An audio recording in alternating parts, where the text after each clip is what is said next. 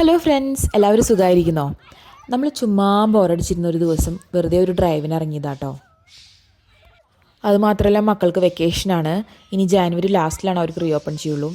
അപ്പോൾ അവരെയും കൊണ്ട് നമ്മൾ ഡാൻഡിനോങ് റേഞ്ചസിലേക്ക് വന്നതായിരുന്നു. പിന്നെ എവിടെ പോയാലും എൻ്റെ മക്കൾക്ക് പാർക്ക് മുഖ്യം, അത് കഴിഞ്ഞിട്ടുള്ള കാര്യമുള്ളൂ. അപ്പോൾ നമ്മൾ അവിടെ തന്നെ അടുത്തുള്ള ഒരു പാർക്കിൽ പോയി. നിങ്ങൾക്ക് കണ്ടാൽ മനസ്സിലാവും, ചുറ്റും കാടാണ് കേട്ടോ അവിടെ. ഡാൻഡിനോങ് റേഞ്ചസ് എന്ന് പറഞ്ഞാൽ കുന്നും മലയും കാടും ഒക്കെയാണ് കേട്ടോ അവിടെ. അപ്പോൾ പിന്നെ നമ്മളും മക്കളുടെ കൂടെ കുറച്ച് നേരം കളിച്ചു. ഇവിടെ അങ്ങനെ ഏജ് റെസ്ട്രിക്ഷൻസ് ഒന്നുമില്ല, നമുക്കും കളിക്കാം കേട്ടോ എല്ലാ പാർക്കുകളിലും. പിന്നെ ഞാനിപ്പോൾ വീഡിയോ ഇടാൻ വേറൊരു കാരണം കൂടിയുണ്ട്. നമ്മളങ്ങനെ വീഡിയോ ഒക്കെ എടുത്ത് കളിച്ചുകൊണ്ടിരിക്കുന്ന നേരത്താണ് കുറച്ച് VIP ഗസ്റ്റുകൾ നമ്മുടെ മുമ്പിൽ വന്നത് കേട്ടോ.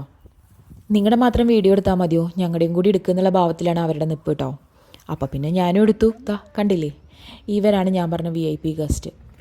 ഇത് ഓസ്ട്രേലിയൻ കിങ് പാരറ്റ്സ് ആണ് കേട്ടോ. ഞാൻ ഗൂഗിളിൽ നോക്കിയപ്പോൾ അങ്ങനെയാണ് കണ്ടത്.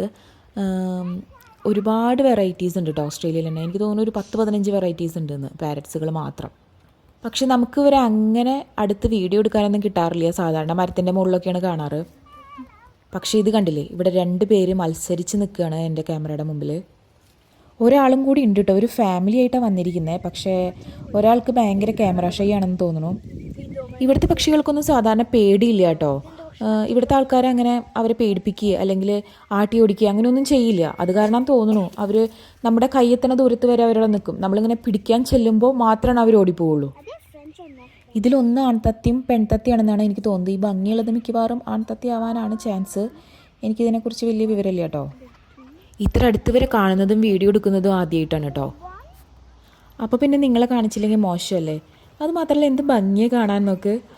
കുറേ നേരം പോസ് ചെയ്ത് തന്നു കേട്ടോ. അവസാനം എനിക്ക് മതിയായിട്ട് ഞാൻ നിർത്തി പോരുക ചെയ്തത്. കാരണം അത്രയും ഞാൻ വീഡിയോസ് എടുത്തിട്ടുണ്ട്. മക്കൾക്കൊക്കെ ഭയങ്കര കൗതുകമായിരുന്നു. അവരിങ്ങനെ കുറേ അടുത്ത് നിന്ന് നോക്കി. അങ്ങനെ ഓരോ സ്ഥലങ്ങൾ മാറുന്നതിനനുസരിച്ചും പക്ഷികളുടെയും മൃഗങ്ങളുടെയും സ്വഭാവത്തിൽ വരെ മാറ്റം ഉണ്ടാവുമെന്ന് ഇവിടെ വന്നപ്പോഴാട്ടോ എനിക്ക് മനസ്സിലായത്. ഞാൻ വിചാരിച്ചത് എല്ലാ കിളികളും നമ്മളെ കാണുമ്പോൾ പറന്നു പോകുന്ന, അങ്ങനെയല്ല. ഇവിടുത്തെ കിളികളൊന്നും അങ്ങനെയല്ല. അപ്പോൾ ഇതൊക്കെയാണ് ഇന്നത്തെ വിശേഷങ്ങൾ. നിങ്ങൾക്ക് ഇഷ്ടപ്പെട്ടെങ്കിൽ ലൈക്കും സബ്സ്ക്രൈബും ചെയ്യാൻ മറക്കരുത് കേട്ടോ. ബൈ.